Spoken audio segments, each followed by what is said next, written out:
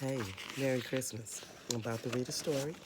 This one is called Tangled, Ghosts of Christmas Past. And this is for my grandkids, those that are here and those that may come in the future. In case I'm not here to greet you, I want you to know my voice.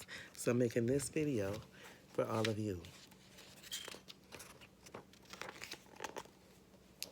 It should have been a joyous time. Christmas was coming. Rapunzel's very first Christmas since returning home to the castle. She had spent every Christmas locked away in Mother Gothel's tower since she was a baby.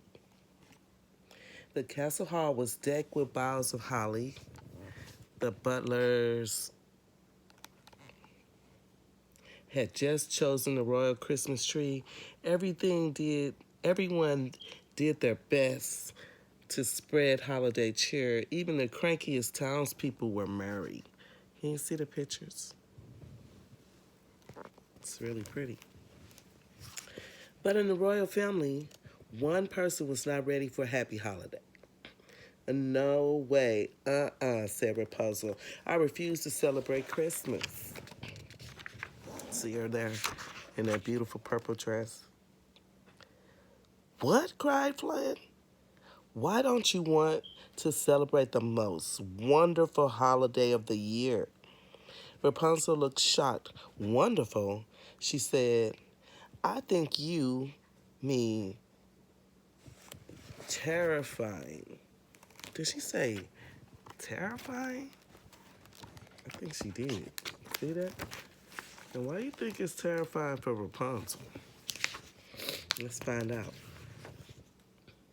Flynn was confused until Rapunzel shared her memories of Christmas spent in her mother Gothel's tower. You know how it is, Rapunzel said. There's all that eerie Christmas music. Mother Gothel sang it nonstop at Christmas time. I hate chanting and growling.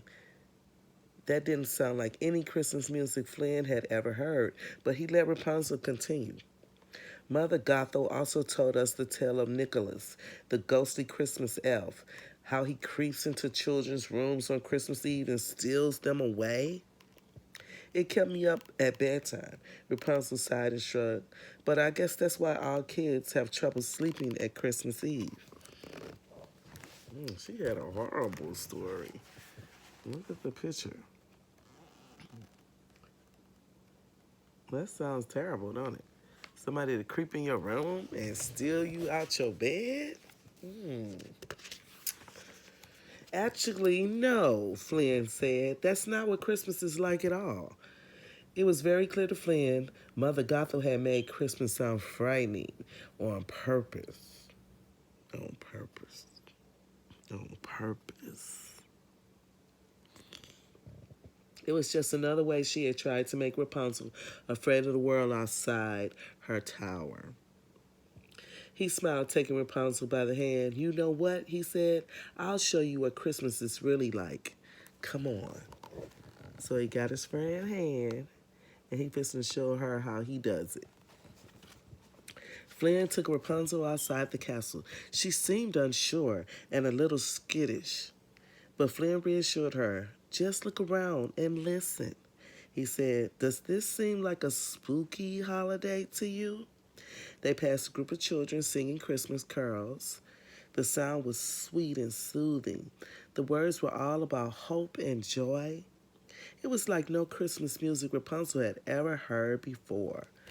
See little kids. See them singing with their little sheets of paper. Rapunzel was like, oh no. Oh no. I ain't never seen this dude. Just then, a small boy ran up to Rapunzel. He held out a package wrapped with a bow.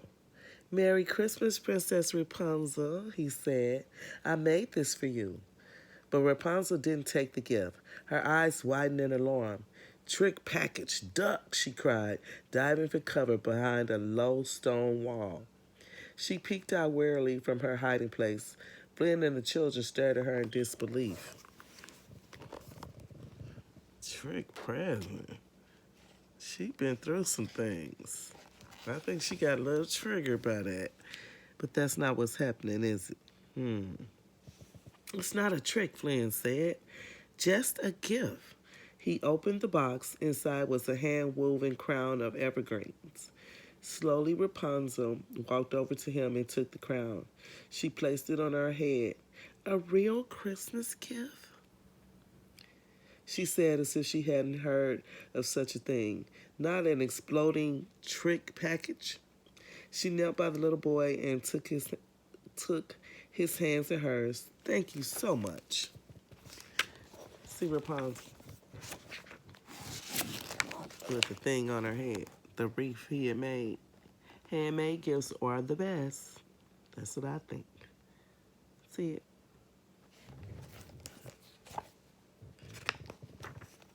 Uh-oh. She ain't got busy now.